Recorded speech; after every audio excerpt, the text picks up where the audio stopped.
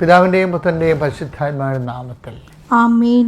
May 4-ാം തീയതി ഞായറാഴ്ച ഏറ്റു പ്രാർത്ഥിക്കുക. അമ്മേ പരിശുദ്ധമ്മേ, അമ്മേ പരിശുദ്ധമ്മേ, ദൈവമാതാവേ, ദൈവമാതാവേ, കൃപാസനത്തിലൂടെ ഞങ്ങൾക്കും ഞങ്ങളുടെ ദേശത്തിനും അമ്മ മധ്യസ്ഥം തേടി തന്ന എല്ലാ അനുഗ്രഹങ്ങൾക്കും കൃപകൾക്കും ഞങ്ങളിപ്പോൾ ഹൃദയം നിറഞ്ഞ നന്ദി പറയുന്നു. അമ്മേ പരിശുദ്ധമ്മേ, അമ്മേ പരിശുദ്ധമ്മേ, ദൈവമാതാവേ, 2004 ഡിസംബർ 7-ാം തീയതി ഉച്ചകഴിഞ്ഞ് 2:30 സംഭവിച്ച അമ്മയുടെ പ്രത്യക്ഷപ്പെടലിനെ കുറിച്ച് തിരുസഭയ്ക്ക് സമർപ്പിച്ചിരിക്കുന്ന പഠനരേഖകളുടെ സഭാത്മകമായ പഠനം ആരംഭിക്കുവാൻ ഞങ്ങൾ പ്രാർത്ഥിക്കുന്നു. അമ്മേ പരിശുദ്ധമ്മേ, ഭൂസ്വർലോകങ്ങളുടെ രാജ്ഞിയായ അങ്ങേയ്ക്ക് ഭൗമസംരക്ഷണത്തിനായി പ്രപഞ്ച പ്രകൃതിയെ തന്നെ തിരുസഭ പ്രതിഷ്ഠിക്കുവാൻ ഈ പ്രത്യക്ഷീകരണം വഴി ഇടയാക്കണമേ.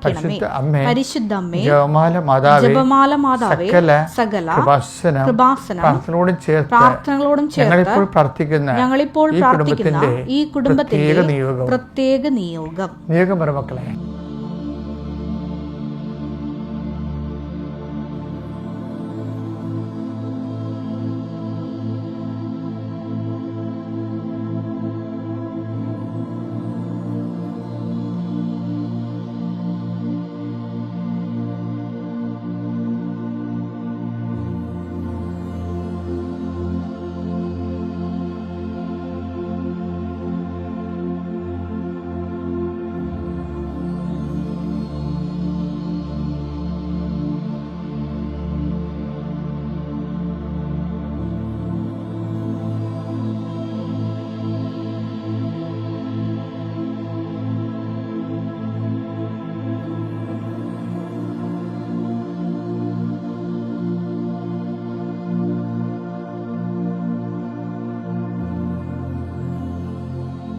അമ്മയുടെ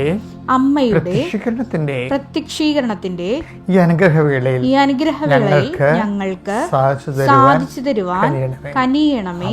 ആമേൻ. വിശ്വാസ പ്രമാണം. സർവശക്തനായ പിതാവും ആകാശത്തിന്റെയും ഭൂമിയുടെയും സൃഷ്ടാവുമായ ദൈവത്തിൽ ഞാൻ വിശ്വസിക്കുന്നു. അവിടുത്തെ ഏകപുത്രനും ഞങ്ങളുടെ കർത്താവുമായ ഈശോമിശിഹായിലും ഞാൻ വിശ്വസിക്കുന്നു. ഈ പുത്രൻ പരിശുദ്ധാത്മാവിനാൽ ഗർഭസ്ഥനായി കന്യകാമറിയത്തിൽ നിന്ന് പിറന്ന് പൊന്തിയോസ് പീലാത്തോസിന്റെ കാലത്ത് പീഡകൾ സഹിച്ച് കുരിശിൽ തറയ്ക്കപ്പെട്ട് മരിച്ച് അടക്കപ്പെട്ട് പാതാളങ്ങളിൽ ഇറങ്ങി മരിച്ചവരുടെ ഇടയിൽ നിന്ന് 3-ാം നാൾ ഉയർത്ത് സ്വർഗത്തിലേക്ക് എഴുന്നള്ളി സർവശക്തിയുള്ള പിതാവായ ദൈവത്തിന്റെ വലതുഭാഗത്തിരിക്കുന്നു. അവിടെ നിന്ന് ജീവിക്കുന്നവരെയും മരിച്ചവരെയും വിധിക്കുവാൻ വരുമെന്നും ഞാൻ വിശ്വസിക്കുന്നു. പരിശുദ്ധാത്മാവിലും ഞാൻ വിശ്വസിക്കുന്നു. വിശുദ്ധ കത്തോലിക്കാ സഭയിലും പുണ്യവാന്മാരുടെ ഐക്യത്തിലും പാപങ്ങളുടെ മോചനത്തിലും ശരീരത്തിന്റെ ഉയർപ്പിലും നിത്യമായ ജീവിതത്തിലും ഞാൻ വിശ്വസിക്കുന്നു. ആമേൻ. സ്വർഗ്ഗസ്ഥനായ ഞങ്ങളുടെ പിതാവേ, അങ്ങയുടെ നാമം പൂജിതമാകണമേ. അങ്ങയുടെ രാജ്യം വരണമേ. അങ്ങയുടെ തിരുമനസ് സ്വർഗത്തിലെ പോലെ ഭൂമിയിലുമാകണമേ. അന്നു വേണ്ടുന്ന ആഹാരം ഇന്ന് ഞങ്ങൾക്ക് തരണമേ. ഞങ്ങളോട് തെറ്റ് ചെയ്യുന്നവരോട് ഞങ്ങൾ ക്ഷമിക്കുന്നത് പോലെ ഞങ്ങളുടെ തെറ്റുകൾ ഞങ്ങളോടും ക്ഷമിക്കണമേ. ഞങ്ങളെ പ്രലോഭനത്തിൽ ഉൾപ്പെടുത്തരുതേ, തിന്മയിൽ ഞങ്ങൾ രക്ഷിക്കണമേ. ആമേൻ. നന്മ നിറഞ്ഞ മറിയമേ, സ്വസ്തി. കർത്താവ് അങ്ങയുടെ കൂടെ സ്ത്രീകളിൽ അങ്ങ് അനുഗ്രഹിക്കപ്പെട്ടവളാകുന്നു. അങ്ങയുടെ ഉദരത്തിൻ ഫലമായി ഈശോ അനുഗ്രഹിക്കപ്പെട്ടവനാകുന്നു. പരിശുദ്ധ മറിയമേ, തമ്പുരാന്റെ അമ്മേ, പാപികളായ ഞങ്ങൾക്ക് വേണ്ടി ഇപ്പോഴും ഞങ്ങളുടെ മരണസമയത്തും തമ്പുരാനോട് അപേക്ഷിക്കണമേ. ആമേൻ. നിങ്ങൾ ഈ പ്രാർത്ഥന ഷെയർ ചെയ്യണമേ. കാര്യം അത് തന്നെയായിരിക്കും ഇന്നത്തെ നിങ്ങളുടെ ജീവിതത്തിലെ ദൈവാനുഗ്രഹത്തിൻ്റെ ഒരു കാരണം.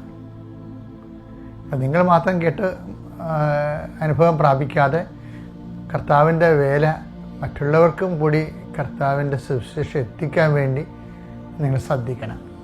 കർത്താവ് നിന്റെ ഉന്നതമായ നാമത്തിന് സ്വസ്ഥം ചെയ്യുന്നു.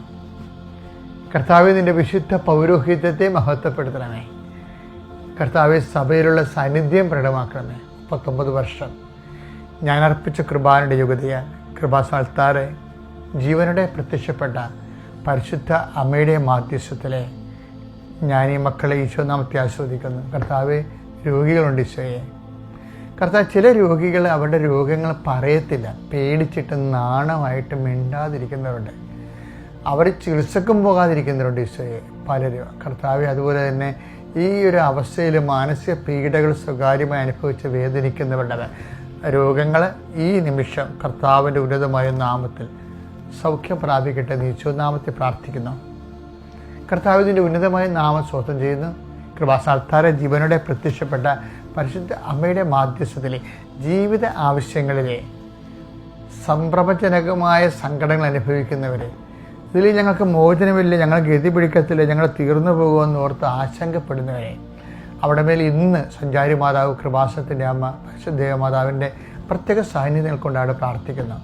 യാത്രയിൽ ഇരിക്കുന്നവർ, യാത്രയ്ക്ക് വേണ്ടിയുള്ള അനുതാരികൾ ഒരുക്കിക്കൊണ്ടിരിക്കുന്നവർ, അവിടെയെല്ലാം യാത്ര ശുഭമാകാൻ വേണ്ടി കർത്താവിൻ്റെ നാമത്തിൽ പ്രാർത്ഥിക്കുന്നു.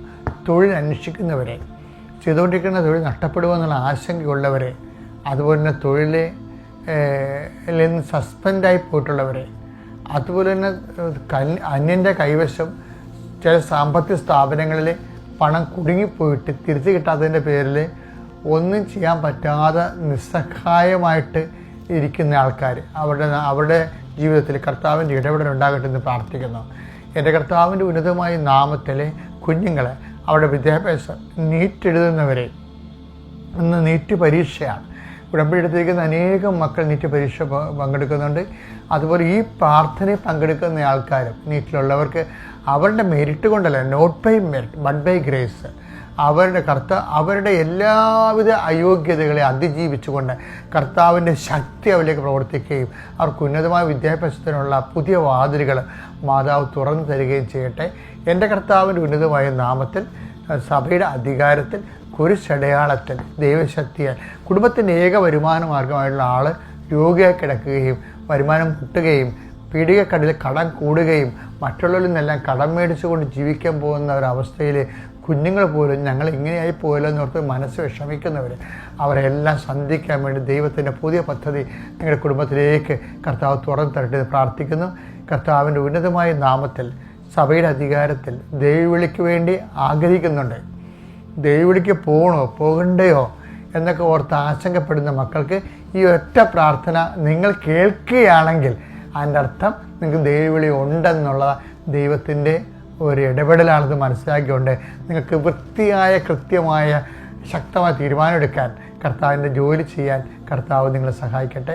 നിത്യം പിതാവും പുത്രനും പരിശുദ്ധാത്മാവീശ്വര എന്നേക്കും ആമേൻ. എൻ്റെ പ്രിയപ്പെട്ടവരെ, ഇന്നലെ ശനിയാഴ്ച സഭയിലെ 2 മഹാവിശുദ്ധന്മാരുടെ തിരുനാളായിരുന്നു. വിശുദ്ധ യാക്കോബിൻ്റെയും ഫിലിപ്പോസിൻ്റെയും. ഞാനിപ്പോൾ എന്തിനാണ് ഇങ്ങനെ പറയണമെന്നറിയാമോ? ഈ യാക്കോബ് സഭയിലെ സഭാത്മകമായ സാമൂഹ്യ പ്രതിബദ്ധതയുടെ അപ്പോസ്തലനാണ്. യാക്കോബാണ് പറയണത്. അതുപോലെ ഫിലിപ്പോസ് ഏത് കൊലക്കൊമ്പൻ്റെ മേലും ഒരു നിർഭയമായിട്ട് സുവിശേഷം പങ്കുവെക്കാൻ വേണ്ടി അഭിഷേകം പ്രാപിച്ച ഒരു പ്രേക്ഷിതനാണ് ഫിലിപ്പോസ്. ഈ 2 കക്ഷികളെ നമുക്ക് ബൈബിളിൽ നോക്കാം. യാക്കോബ് പറയണമെന്ന് നോക്കിയേ, നിങ്ങൾ വിശന്ന് വരുന്ന ആൾക്കാരോട് അവിടെ ഇരിക്കുക, തീ കായുക എന്നൊക്കെ പറഞ്ഞാൽ മതിയോ എന്ന് ചോദിക്കണില്ലേ? എന്ന് വെച്ച് കഴിഞ്ഞാൽ സുവിശേഷത്തെ അവനവൻ്റെ ആത്മരക്ഷയ്ക്ക് വേണ്ടി ഉപയോഗിച്ച് ഇരുട്ടത്തെങ്ങനെ ക്രിസ്ത്യാനിറ്റി അങ്ങനെ വിശ്വാസം പരിപാലിച്ച് പോകാൻ പറ്റത്തില്ല എന്നുള്ള കാർക്കശ്യമായ നിലപാട്, സത്യസന്ധ നിലപാടെടുക്കുന്നത് ആദിമസഭയിലെ യാക്കോബാണ്. യാക്കോബ് 2:15 മുതലേ ഒരു സഹോദരനോ സഹോദരിയോ ആവശ്യത്തിന് വസ്ത്രമോ ഭക്ഷണമോ ഇല്ലാതെ കഴിയുമ്പോൾ നിങ്ങളിൽ ആരെങ്കിലും ശരീരത്തിന് ആവശ്യമായത് അവർക്ക് കൊടുക്കാതെ സമാധാനത്തിൽ പോവുക, തീ കായുക, വിശപ്പടക്കുക എന്നൊക്കെ അവരോട് പറയുന്നെങ്കിൽ, ചുമ്മാ മെയ്യിട്ട് കൊള്ളാത്ത കുറെ സാന്ത്വനവചനങ്ങൾ. അപ്പം അതിൻ്റെ അപ്പോസ്തല കാലത്ത് തന്നെ ഇതുപോലെയുള്ള കാപഠ്യം ഉണ്ടായിരുന്നല്ലേ എൻ്റെ അർത്ഥം.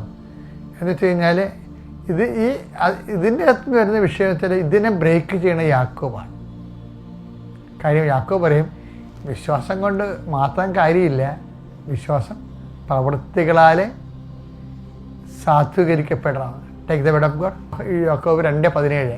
പ്രവൃത്തികൾ കൂടാതെയുള്ള വിശ്വാസം, പ്രവൃത്തികൾ കൂടാതെയുള്ള വിശ്വാസം അതിൽ തന്നെ നിർജീവമാണ്. അപ്പം എന്താ, വിശ്വാസത്തിൻ്റെ സജീവ വിശ്വാസമുണ്ട്, നിർജീവ വിശ്വാസമുണ്ട്. അത് ആ വിശ്വാസത്തെ ഇങ്ങനെ കൊണ്ടുവന്ന യാക്കോബാണ്. നമുക്ക് ഒത്തിരി പേരുടെ വിശ്വാസം നിർജീവമാകുന്നതിൻ്റെ കാരണം പ്രവൃത്തികളില്ലാത്തതാണ്. ഉടമ്പടിയിൽ സജീവമായ സാക്ഷ്യം പറഞ്ഞാൽ എങ്ങനെയാണ്? പ്രവൃത്തികൾ മൂലം അതിനെ സജീവമാക്കിയിട്ടാണ്. പ്രവൃത്തികൾ മൂലം നിങ്ങളുടെ ഉടമ്പടിയും നിങ്ങളുടെ വിശ്വാസ ജീവിതം സജീവമാകാൻ പ്രത്യേകം ശ്രദ്ധിക്കുക. പ്രൈസറാണ്. അത്യപൂർവ ദൈവാനുഭവങ്ങൾ ഇനി നിങ്ങൾക്കും സ്വന്തം. ഈ യൂട്യൂബ് ചാനൽ ഇതുവരെ സബ്സ്ക്രൈബ് ചെയ്തിട്ടില്ലെങ്കിൽ ഇപ്പോൾ തന്നെ സബ്സ്ക്രൈബ് ചെയ്യുക. ഈ വീഡിയോ ഇപ്പോൾ തന്നെ നിങ്ങളുടെ സുഹൃത്തുക്കൾക്ക് ഷെയർ ചെയ്തുകൊണ്ട് കർത്താവിന്റെ പ്രേക്ഷിതരാകുക.